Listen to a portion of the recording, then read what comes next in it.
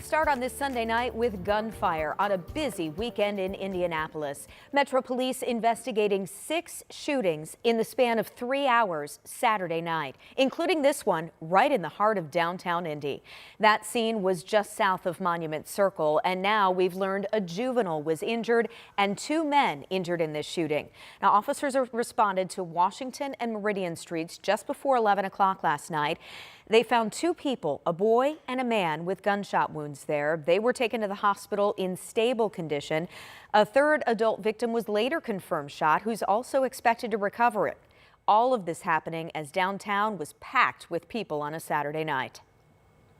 We will not have this going on. We will continue to invest in technology and other means to prevent violence and to remove those individuals committing that violence. Police say they did detain a person initially, but that person was eventually released. Now, about 20 minutes earlier, police say a juvenile was shot and killed at a block party. This was on the northeast side near 29th and Dearborn. Officers say they were already on scene there when they got reports of gunfire. The juvenile died at the hospital. Also, medics took a man shot and injured here to Community East Hospital. Police say he is stable. No word yet on any possible suspects. And we do have some breaking news right now. 1 person critically hurt after a shooting tonight on the east side of Indianapolis. Now, we know this is on 19th Street near East 21st Street and North Bozart Avenue. That's not far from Brookside Park. We do know that person is being taken to the hospital right now. We have crews on the way to that scene. We'll update you on air and online on WTHR.com as soon as we learn more. Looking ahead this week to Tuesday, Governor Braun is moving forward with the execution of Benjamin Ritchie. His decision comes after the state parole board rejected Ritchie's clemency request. Ritchie shot and killed Officer Bill Toney during a foot chase in Beech Grove in September of 2000. Ritchie's legal team has asked the Supreme Court to intervene in this case. That's the final option to potentially stop the lethal injection that's set for Tuesday morning.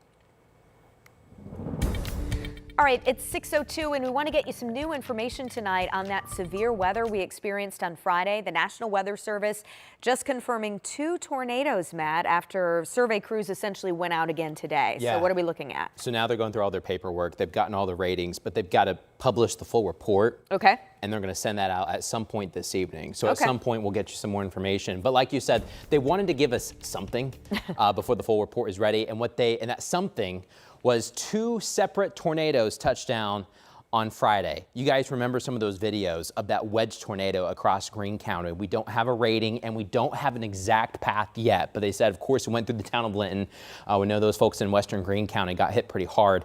And then the tornado was just north of Bloomfield, but just south of Worthington. Worthington is about here. And then it picked up before it got into Monroe County. But then the supercell, the same storm, dropped down another tornado, started as an EF0, EF1, but they classified it at least at EF2 on the east side of Clear Creek before it headed towards Lake Monroe and eventually through Brown County, Bartholomew County. So coming up, we'll get you more information on this and we'll talk about more rain and storms, Jenny, are in the forecast this coming week. All right, see you in a few minutes, Matt. Thanks. A Bloomington nonprofit that uses horses to heal suffered some major damage in Friday's storms.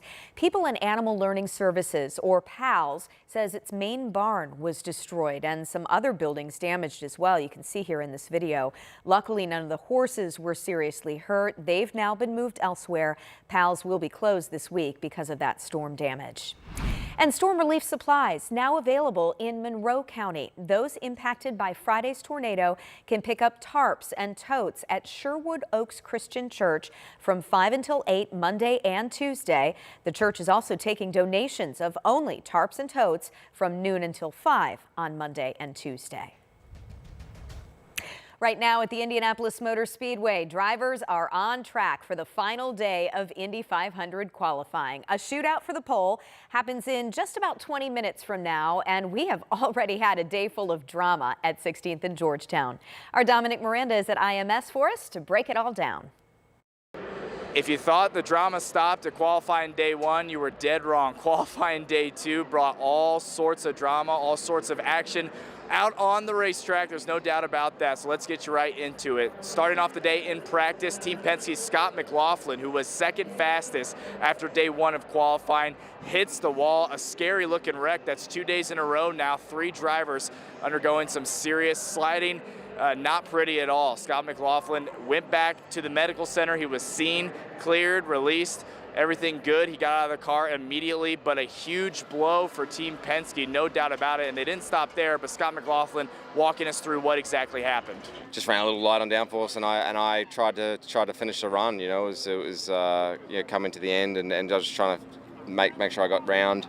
I should have bailed, and unfortunately I didn't. And I'm really sorry to my team. Kills me.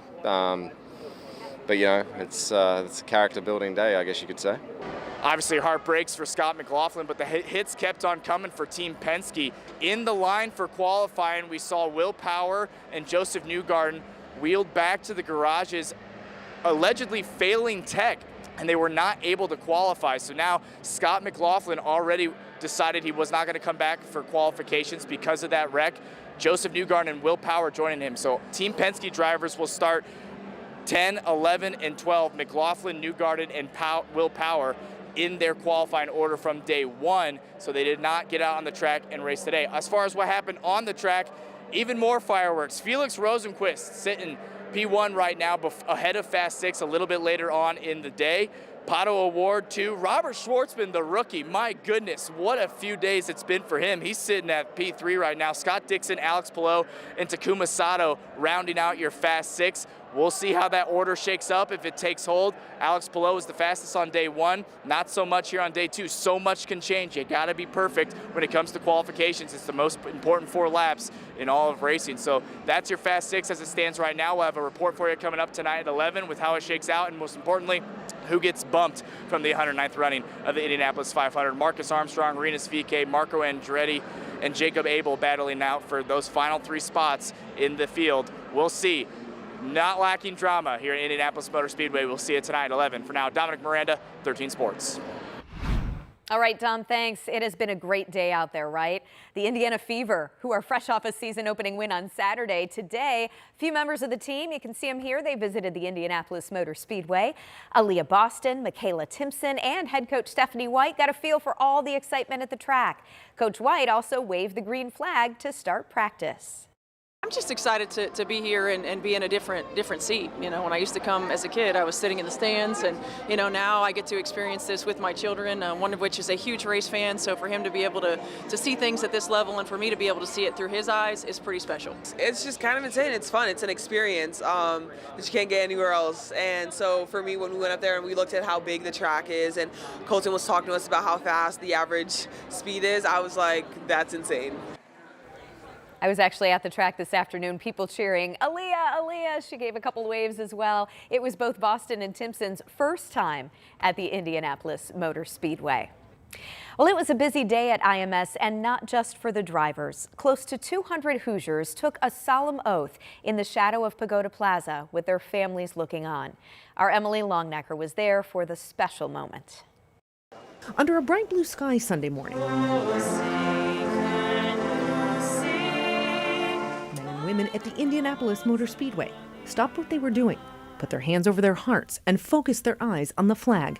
And a group of young men and women under it gathered in Pagoda Plaza. And there is not a more powerful moment at this place than this day, and the moment in which you all are going to take an amazing oath. The oath IMS President Doug Bowles was speaking about is the kind of oath that sometimes comes with the ultimate sacrifice. It's the oath taken by those enlisting in the United States military, swearing to protect and defend the United States Constitution.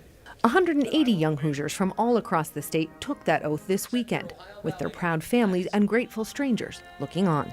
Thank you, thank you, thank you for giving old guys like me confidence in the next generation, and that for generations to come, we will remain a free country. 17-year-old Kimberly Mariquin is part of that next generation. She's joining the Army National Guard. It's kind of like a YOLO. You know, I just want to be fit, and I don't know where life takes me. Wherever that is, Mariquin's family is already proud of her. She's our baby, actually. I have 4 kids, and she's our baby. She wants to serve our country. That's why Emily Parr is joining. Parr and her family came to the United States from Burma when Parr was in grade school. We came from a different country, so they're just really proud that I was able to join military in American. For Parr, it's the chance to serve a country that gave her and her family a new home. It's really an honor for me because it's given opportunity to come here, and not everyone have the same opportunity as me, so it's make me really happy. I want to be a better version of myself. The journey to that better version for Parr and these other enlistees starts now. At the Indianapolis Motor Speedway, Emily Longnecker, 13 News. The Oath of Enlistment ceremony is held every year at IMS during Armed Forces Day weekend. The long-standing tradition was actually started by late Indiana Senator Richard Lugar. Still to come tonight, the FDA approves a new COVID vaccine. What's different about this one and why it may not be the best option for everyone?